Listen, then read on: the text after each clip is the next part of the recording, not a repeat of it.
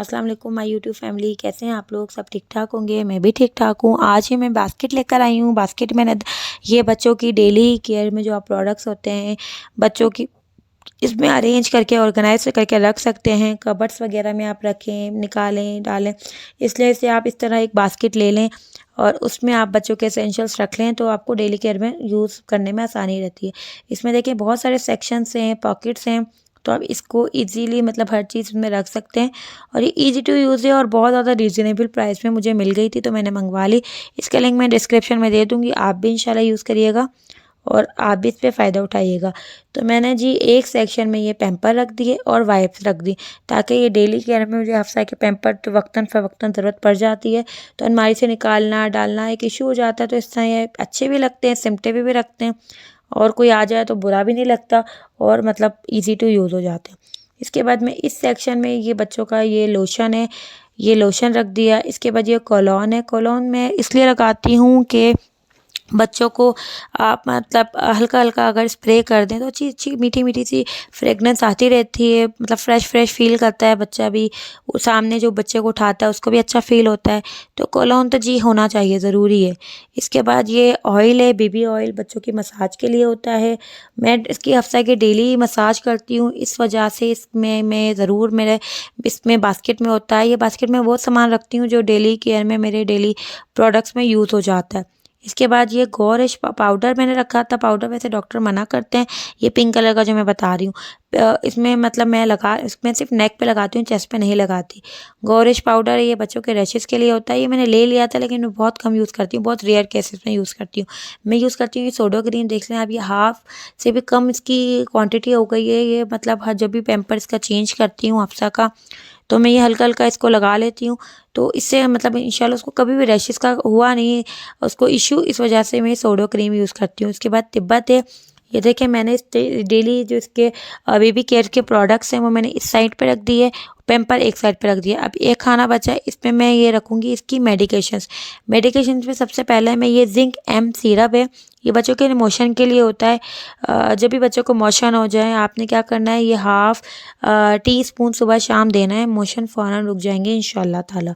इसके बाद ये है डोमेल सिरप। डोमेल सिरप होता है बच्चों की वॉमिटिंग के लिए। अफ़सा मैं जब छोटी थी तो वॉमिटिंग बहुत ज़्यादा करती थी, तो ये डॉक्टर ने इसको दिया था। ये भी जी आपने हाफ़ टी स्पून इसको हर मील से पहले दे देना है। मतलब बच्चा जितनी मील ले उससे पहले, दिन में 2 दफ़ा लेता है मील या 3 दफ़ा लेता है, तो आपने हाफ़ टी स्पून मील से पहले देना है और उसको आधे घंटे बाद खाना खिला देना है, वॉमिटिंग नहीं होगी। वेगुरिन सिरप है।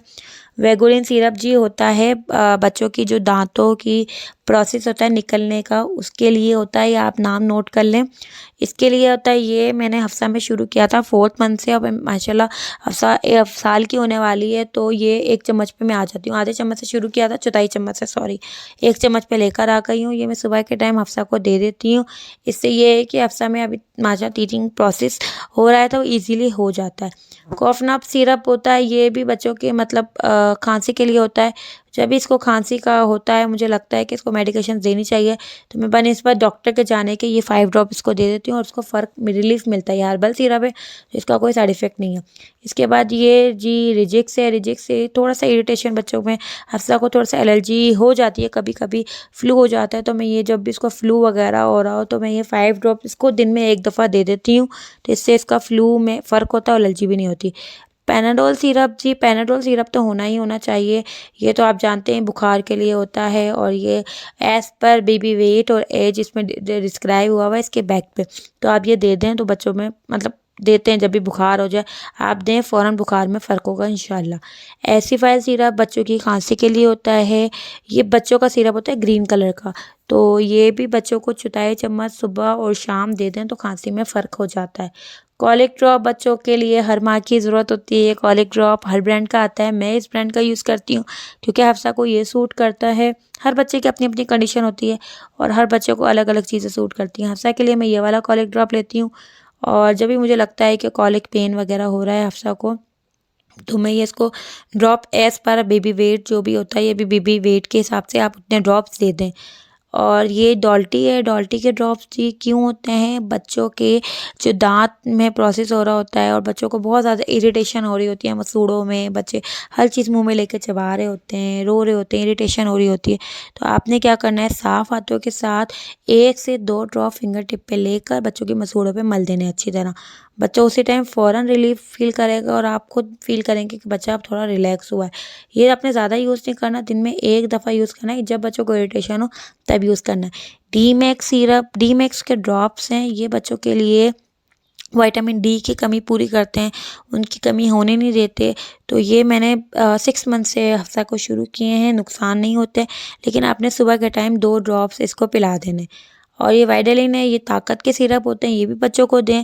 ताकत की चीज़ें तो बच्चों को देनी चाहिए, तो इसलिए मैं ये डी-मैक्स के ड्रॉप्स और ये वाइटालिन दोनों सुबह के टाइम आधा ड्रॉपर वाइटालिन और 2 से 3 ड्रॉप्स डी-मैक्स के दे देती हूँ। तो मतलब ये है कि इसमें विटामिन डी की कमी भी नहीं होती, थोड़ी-सी मल्टीविटामिन्स भी मिल जाते हैं। 21 नंबर की गोलियाँ हर माँ जानती है, ये बच्चों के दाँतों के लिए होते हैं। ये बच्चा जब भी इरिटेट हो, 1 से 2 गोली आपने दिन में 2 या 3 दफ़ा दे देनी है। तो बच्चे फ्लेवर इसका बहुत अच्छा होता है, तो बच्चा खुशी-खुशी खाता है और एन्जॉय करता है कि मेरे मुँह में कोई टॉफ़ी-नुमा चीज़ गई है। तो ये हर्बल हैं, ये भी नुकसानदेह नहीं है, तो आप ये भी दे सकते हैं। इसके बाद ये ग्रेप वाटर है। ग्रेप वाटर आप जानते हैं बच्चों में जो पेट निज़ाम में पेट है उसको सही करता है। तो ये भी आपने 2 ड्रॉप, मतलब मैं 2 ये कैप हैं, आप सबको सुबह के टाइम नहाने के बाद जब इसकी मालिश करती हूँ, मालिश के बाद जब नहला के मैं इसको ये 2 कैप पिला देती हूँ, तो इससे ये मतलब अच्छा रहता है। और मैं ये बचपन से ही सबको दे रही हूँ और हर ब्रांड का आता है, मैं इस ब्रांड का यूज़ करती हूँ।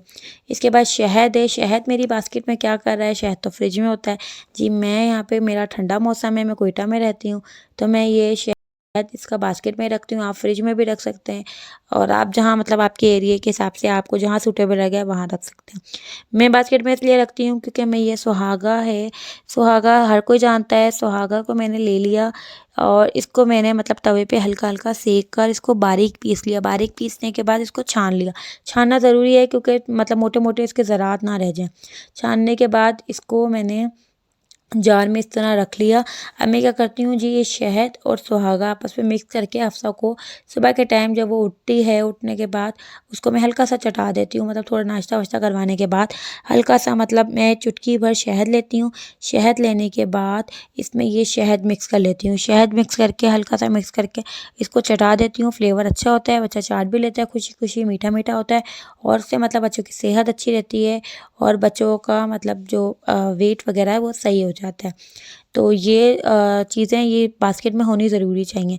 बच्चों में हफ्सा के बाल तो मतलब अभी हैं, लेकिन अच्छी ग्रोथ है माशाल्लाह से। लेकिन अभी ये मैंने तेल इसका बनाया था एक बच्चों के हेयर ग्रोथ के लिए, छोटे बच्चों के लिए भी यूज़ कर सकते हैं, नुकसानदेह नहीं है।